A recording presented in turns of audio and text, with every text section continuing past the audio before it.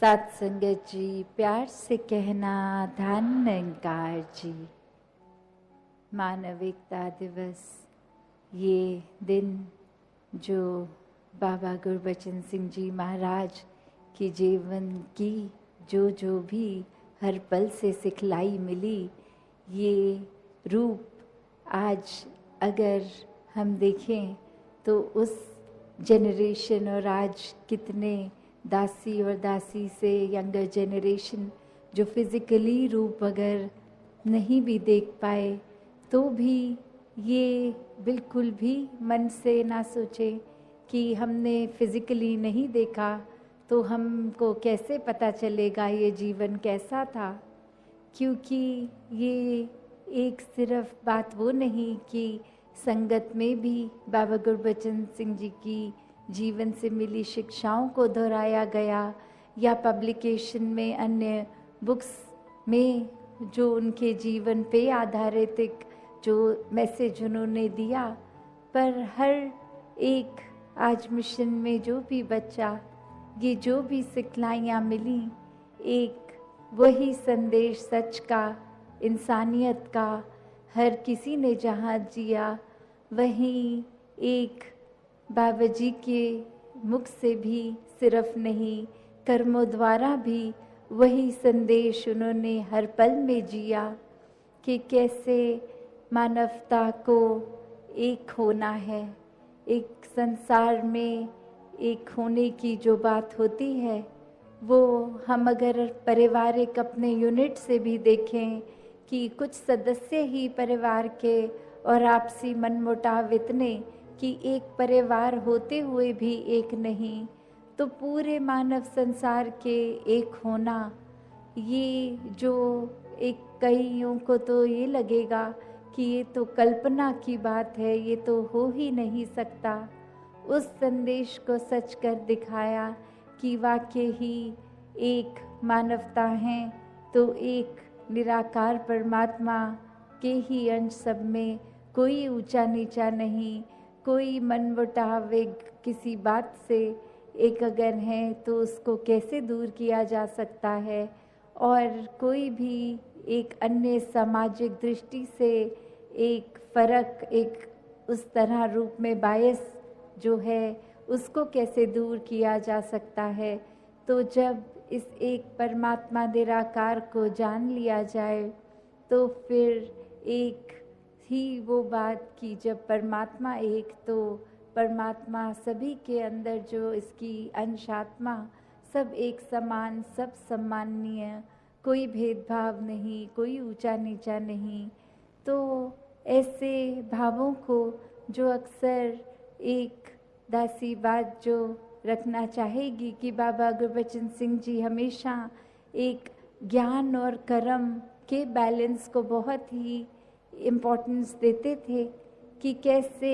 अपने जीवन में हमने सिर्फ ज्ञान की बात ही नहीं करनी, ज्ञान को लेकर बस उसको कर्म में नहीं डाला तो उसका फ़ायदा नहीं। एक उदाहरण जो वो देते थे कि एक असली इमारत जो बनकर तैयार वर्सेस एक ब्लूप्रिंट जो सिर्फ कागज़ में है,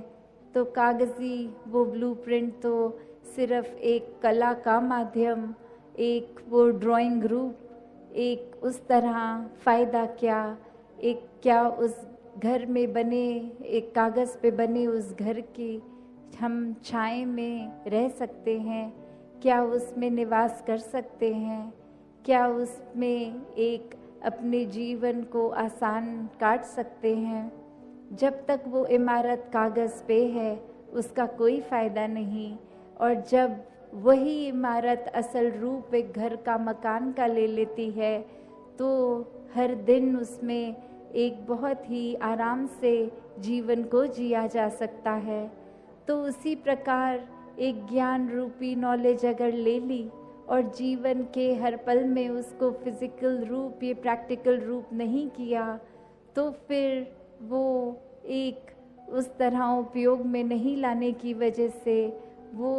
एक हमारे फ़ायदे के लिए नहीं है। और वो ही जब ज्ञान का आसरा लेके मन में उसको बसा के कर्मों में प्रैक्टिकल किया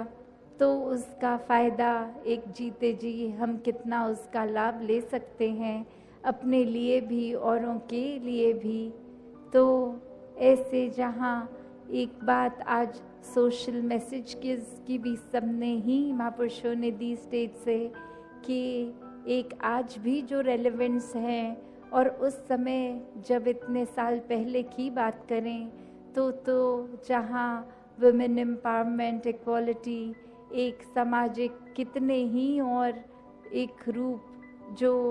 एक उस समय कुछ इस तरह किए जाते थे। और उस समय एक ये इम्पोर्टेंट डिसीजन लेकर कि नशों से घर आज़ाद हो जाएं, एक घर में प्यार वाला माहौल बने, दिखावा ख़त्म हो, एक संसार में कैसे एक कम आर्थिक अगर कैपेबिलिटी भी, एक फाइनेंशियल स्टैंडिंग ठीक नहीं भी है तो भी कैसे अपने आप को उतना ही मानवता की सेवा के लिए अर्पण किया जा सकता है जितना एक धनवान रूप भी किसी का हो तो भी वो कर सकते हैं। तो कैसे एक भाव को प्राथमिकता दी, एक मन में उस ज्ञान को बसाकर हर पल जीवने जीवन की शिक्षा को एक प्रधानता की बोल तक नहीं कर्मों में ये ढले, कैसे एक संदेश समझाते कि संसार में तो एक किसी को अगर पत्थर मारते हैं और चोट लग जाती है, पर जब अपने आप को फूल भी ज़ोर से मारेंगे तो वो भी लगेगा। तो वो जो मैसेज बाबा जी ने दिया और अब हम अगर उसको इम्प्लीमेंट करें कि जो अपनों की फूल की मारने वाली भी चोट है तो हमारे लिए तो कौन अपना कौन पराया, पूरा संसार ही अपना है। तो कैसे हमको अब परिणाम स्वरूप अपने कर्मों पे फोकस करना है, कि हमारी सोच पर फोकस करना है। कि अक्सर हम ये तो कंपेयर कर लेते हैं कि उस व्यक्ति ने जितना हमें बुरा भला बोला, हमने तो उसके मुकाबले एक भी बात उसको इतनी खराब नहीं बोली। तो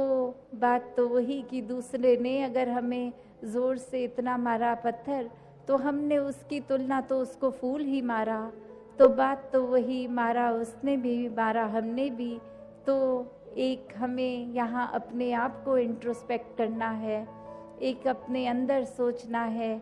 कि एक वो मन में भाव मारने के नहीं, एक आराम पहुँचाने के हों। यहाँ तो बाबा जी, राजमाता जी, सदगुरु बाबा हरदेव सिंह जी महाराज, माता सविंदर जी ऐसे ही बात समझाते कि अपने जीवन में हमें एक दूसरों की ओर नहीं, अपनी ओर देखना है, अपने कर्मों को सुधार करना है, दूसरों के ऊपर टिप्पणी नहीं, एक फोकस अपना बने कि ये जो जीवन है हमें उसको कैसे जीना है, ये स्पिरिचुअलिटी को कैसे फोकस बनाकर जिएं, और ये उतराइयाँ चढ़ाइयाँ हो भी तो कैसे ज्ञान रूपी ये जो हमें एक खजाना मिला है इसको प्रयोग करके हर स्थिति में कैसे भक्ति मेंटेन करते हुए, आनंद मेंटेन करते हुए जीवन को जी सके। तो दासी और समय नहीं लेगी, सबने आज रक्तदान भी इतना सुबह से जो कर रहे हैं और इतने घंटों से फिर कुछ उसके बाद खाया पिया भी नहीं होगा। तो बात सिर्फ वो नहीं कि जो रक्त फिजिकली दे सके, एक कुछ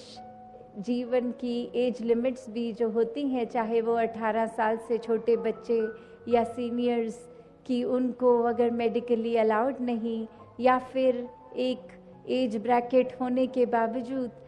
शरीर में कोई एनीमिक या कोई और वजह से भी हो सकता है कि मन में भाव तो पूरा ब्लड डोनेशन का, पर वो शरीर की एक पाबंदी की नहीं दे पाए, तो उसमें भी किसी ने एक बुरा नहीं महसूस करना है कि भाव सभी का योगदान का तो रहा है। एक सबब अगर ऐसा है तो उसमें दिल को छोटा नहीं करना। ये सेवाएं तो हर समय चलती जाएंगी और अपना हर दिन ही सेवाओं में, अगर एक तरह की सेवा को कोई रिस्ट्रिक्शन है जो